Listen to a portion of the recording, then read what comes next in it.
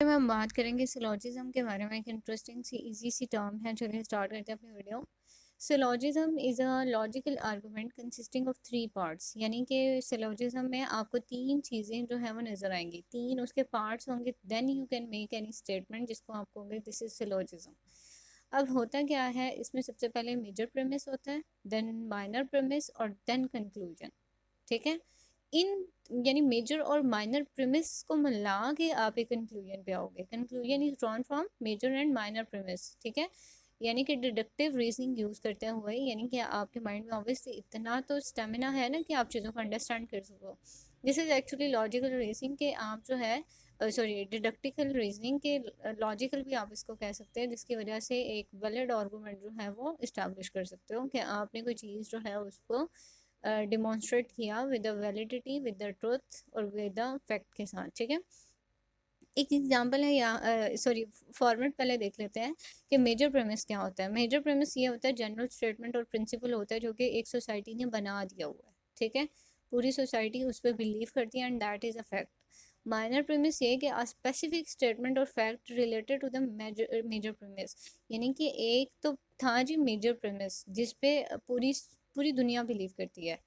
Minor premise जो था वो मेजर के साथ एसोसिएट है, यानी कि पूरी दुनिया अगर उस चीज़ को मानती है तो उससे रिगार्डिंग एक नेक्स्ट जो आपने एग्जांपल जनरेट की उसको भी मानेगी। कंक्लूजन ये है कि लॉजिकल इंटरफेरेंस, यानी आप कोई बात कर रहे हो with a logic, with a reference, और आपने जो भी बात की दैट इज ट्रुथ। ठीक है, वैलिडिटी है उसमें, या आपने कोई भी आर्गूमेंट किया विद प्रूफ। ठीक है, एग्जांपल है हमारे सामने। मेजर प्रेमिस क्या होगा, all humans are mortal. Minor premise क्या हुआ, जॉन इज अ ह्यूमन। और कंक्लूजन हुआ क्या हुआ, देयरफॉर जॉन इज मॉर्टल।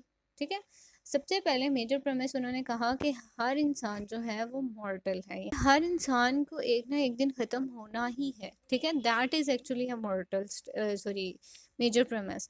अब माइनर प्रेमिस क्या होगा कि जॉन जो है वो ह्यूमन बींग है। ठीक है, अगर हर इंसान ने मरना है तो जॉन भी तो ह्यूमन है ना। ठीक है, तो जॉन जॉन को आपने ह्यूमन बीइंग कह दिया। अब कंक्लूजन ये है कि अगर जॉन ह्यूमन है, यानी पहले तो कहा हमने ह्यूमन मॉर्टल होते हैं, फिर हमने कहा जॉन जो है वो ह्यूमन है, अब हम कहेंगे अगर जॉन ह्यूमन है और ह्यूमन मॉर्टल होते हैं देन जॉन इज मॉर्टल। ठीक है, यानी आपने लॉजिक की बेस पे बात की। ठीक है, आपके पीछे दो रेफरेंसेस थे जिसकी वजह से आपने ये कंक्लूजन निकाला। So it was interesting and easy concept. इससे रिगार्डिंग अब आपको कोई क्वेश्चन है, anything you want to share in comment section you can share. So till now goodbye and take care.